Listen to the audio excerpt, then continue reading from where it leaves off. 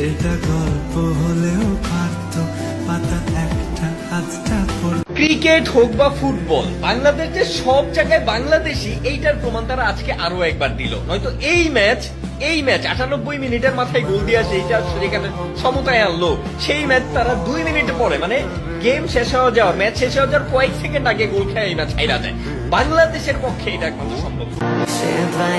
Cricket football দুইটাই আমাদের হতাশ করতেছে, বলার মতো ভাষা নাই। আসলে আমাদের কপালটাই খারাপ ভাই। আমরা হারিনি, আমরা শিখেছি। আমরা এত সহজে হেরে যাইনি, আমরা জিতার জন্য চেষ্টা করেছি।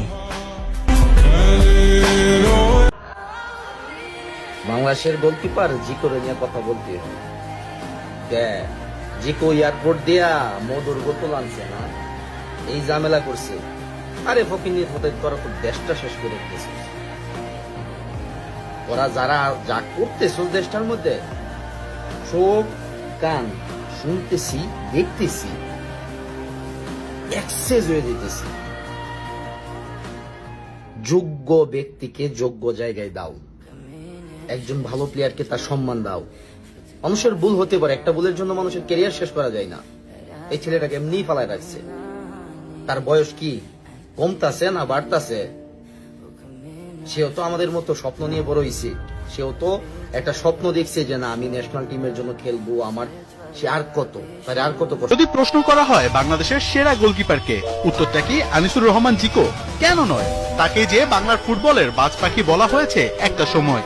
এই তো 2 বছর আগেও বেঙ্গালুরুর সাফ চ্যাম্পিয়নশিপের সেরা গোলকিপার হয়েছিলেন আনিসুর রহমান।